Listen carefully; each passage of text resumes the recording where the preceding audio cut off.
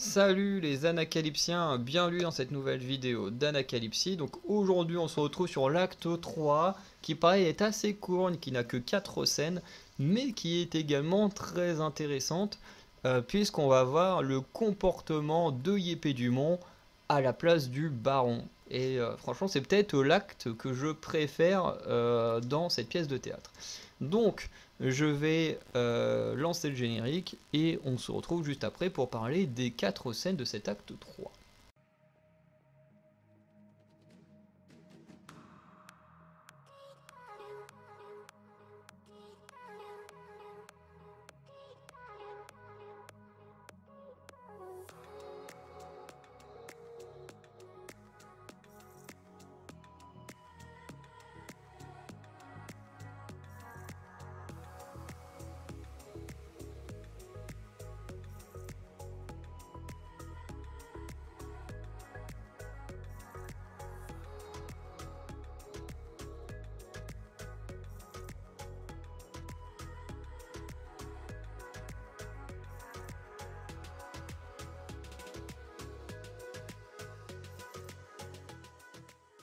Donc dans la scène numéro 1, on a Yépée qui va à son repas et qui décide de reprendre des affaires aux serviteurs, disant ne pas se rappeler leur avoir donné. Notamment, il voit un gars enfin un serviteur qui a une bague hyper jolie et il se dit hop là, qu'est-ce que c'est que ça? Le mec fait bah c'est vous, baron, qui m'avez donné. Il fait ah bah je m'en souviens pas. Du coup hop là, je le reprends.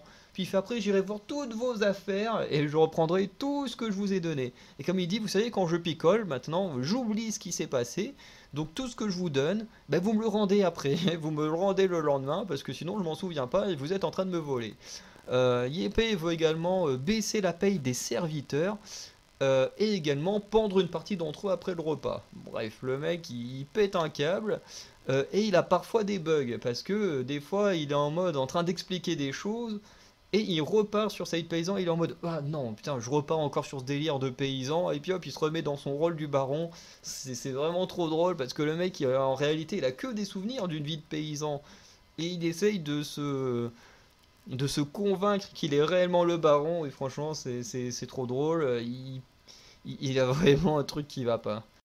Ensuite, on passe à la scène numéro 2. Donc cette fois, dans la scène numéro 2, on a l'intendant qui rentre en scène. L'intendant qui, je crois que c'est lui qui est joué par le baron. Enfin, du moins, le baron qui joue un faux... Enfin, le vrai baron qui joue un faux intendant, tandis que Épée Dumont, lui, il joue un faux baron. Bref. Et Épée du Monde veut le faire pendre également. Notamment parce qu'il dit que ce dernier, il gagne que 50 rixdales par an. Alors, je sais pas du tout à quoi ça correspond comme valeur, voilà. Mais il dit, tu portes des très jolies fringues, t'es très mal payé à l'année, donc tu dois très certainement voler mon argent, donc je veux te faire pendre. Et du coup, l'intendant, il essaye de se défendre en étant en mode oui, mais j'ai 7 enfants, j'ai une femme, je supplie pour que vous me gardez en vie. Et puis du monde, il dit mais il faut vraiment être con pour avoir autant d'enfants, garder sa femme. Il fait bah j'ai la solution, on n'a qu'à pendre tout le monde, on va pendre toute la famille, c'est n'importe quoi, le mec il veut tuer vraiment tout le monde. Il est vraiment parti dans un délire en mode comme il a encore ses souvenirs de paysan où il avait rien, et ben là d'un coup il a tout, et il veut absolument tout garder, et il a tellement peur qu'on lui prenne tout que bah il est prêt à tuer tout le monde. Ensuite, dans la scène 3, c'est très parlant de ce que je viens de dire, c'est que la femme de l'intendant entre en scène, et Yépée Dumont, au lieu de la pendre tout de suite, il veut la garder avec elle. Enfin, il veut la garder pour lui plutôt.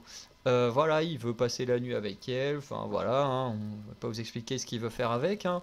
Et il mangera et dansera avec elle jusqu'à s'écrouler à cause du vin qu'il a pas mal bu. Une chose qui est marrante que j'ai oublié de dire, c'est que Yépée Dumont aussi a tendance à confondre certains mots. Notamment, il confond la malice et la milice. Et ici, il confond les Canaries alors les Canaries, les îles Canaries, et les canailleries, donc les canailles, enfin, du coup, des bêtises faites par des canailles. Bref, le mec, il confond tout, c'est assez marrant. Et je me demande s'il confond pas un truc avec la Bastille. Enfin, bref, le mec, il est vraiment pas très fut-fut. Euh, Et du coup, il va s'écrouler, et du coup, vous va pouvoir passer à l'aspect suivant de la farce.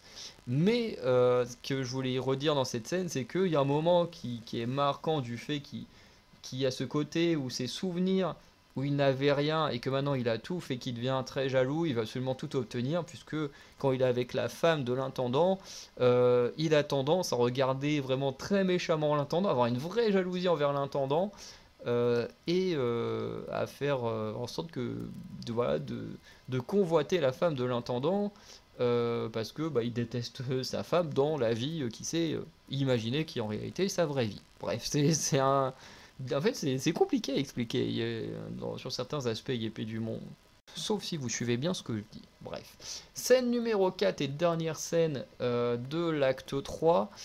Du coup, on a le baron qui annonce que la farce est terminée, que Yépée du Monde doit être remis à sa place, et il dit qu'ils ont eu de la chance, puisque Yépée du Monde est devenu tyrannique direct en prenant sa place, et que la blague aurait pu très très mal tourner, parce qu'effectivement, le mec il voulait pendre l'intendant et sa famille avec les 7 enfants, il voulait pendre la moitié des serviteurs, le mec il serait sûrement allé se venger d'autres personnes qu'il détestait. Donc effectivement, ils ont réussi à éviter le pire en le faisant bien picoler avec du bon vin.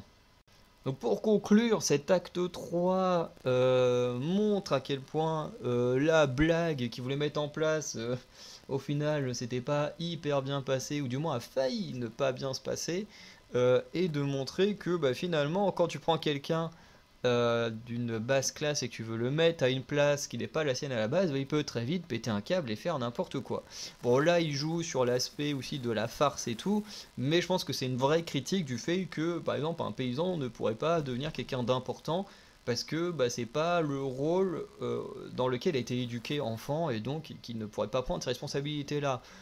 À notre époque, on sait très bien que c'est pas le cas, hein. On a vu des gens s'élever dans la société alors que c'était pas forcément le milieu dans lequel ils ont grandi et qui pourtant s'en sortent assez bien. Voilà. Mais à cette époque-là, c'était pas forcément acceptable, je pense. Voilà. Donc n'hésitez pas à me dire ce que vous pensez de cet acte 3. Je vous souhaite une bonne journée, une bonne soirée. N'hésitez pas à aller checker l'onglet communauté. On se dit à très bientôt. Ciao les anacalypsiens.